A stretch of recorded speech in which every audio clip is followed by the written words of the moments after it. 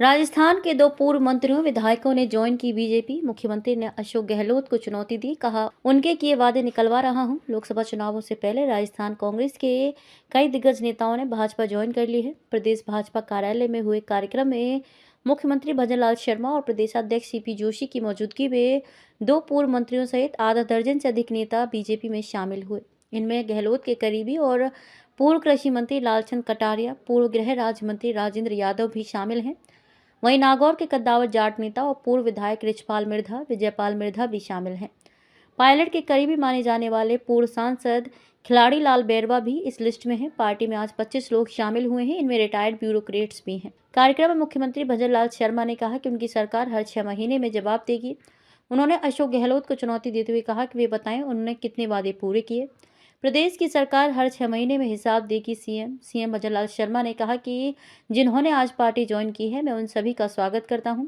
आप सभी के आने से पार्टी को गति मिलेगी। शर्मा ने कहा कि 2014 से पहले जो पार्टी पंचायत से लेकर देश पर राज करती थी, जनता उन पर विश्वास करती थी, लेकिन ये लोग बार बार जनता के बीच जाकर बार बार जनता को धोखा देते थे। सीएम ने कहा कि प्रदेश की सरकार हर 6 महीने में जनता को अपने काम का हिसाब देगी। उन्होंने कहा कि पीएम मोदी कहते हैं कि जनता को अपने काम का हिसाब दीजिए।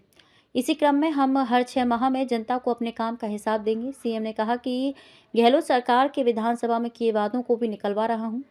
मैं अशोक गहलोत को चुनौती देना चाहता हूं कि वे बताएं कि उन्होंने कितने वादे पूरे किए। हमने ईआरसीपी और यमुना समझौता किया है। उन्होंने कहा कि मैं आलू से सोना निकालने की बात तो नहीं करता, लेकिन एक चीज कह सकता हूं कि पानी आने के बाद राजस्थान की धरती सोना उगलेगी। कांग्रेस ने समाज के लिए कुछ नहीं किया।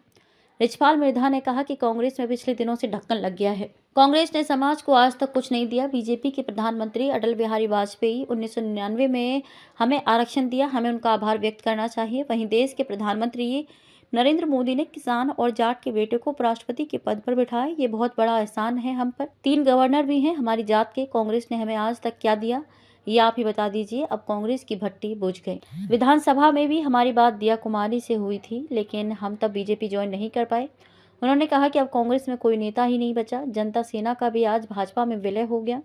रणधीर सिंह भिंडर पत्नी के साथ हुई पार्टी में शामिल। भिंडर ने इस मौके पर कहा कि मेरा आज 11 साल का वनवास पूरा हुआ। हमने 11 साल तक संघर्ष किया, लेकिन कांग्रेस में नहीं गए। लालचंद कटारिया ने कहा कि बहुत दिनों से अंतरात्मा कचोट रही थी। आज अंतरात्मा की आवाज से नरेंद्र मोदी के नेतृत्व में बीजेपी ज्वाइन कर रहे हैं। कटारिया ने कहा कि नेता बनकर नहीं आया, कार्यकर्ता बनकर पार्टी ज्वाइन की है। हर बूथ पर काम करेंगे और जो पार्टी कहेगी वे काम करेंगे। आने वाले चुनाव में पूरी तत्परता के साथ, पूरी मेहनत के साथ भारतीय जनता पार्टी के परिवार को आगे बढ़ाएंगे। चुनौती देना चाहता हूं अशोक गहलोत जी को कि पुराने संकल्प पत्र देख लीजिए, विधानसभा के अंदर किए गए वायदे भी देख लीजिए। उनको भी मैं निकलवा रहा हूं कि विधानसभा ने आपने क्या बोला है, क्या जनता के बीच में वायदा किया है। और मैं आपको भी कहना चाहता हूं, चुनौती भी देना चाहता हूं, या मैंने घोषणा पत्र में भारतीय जनता पार्टी ने बात रखी है, या मैंने या मेरे किसी मंत्री ने विधानसभा में बात रखी है।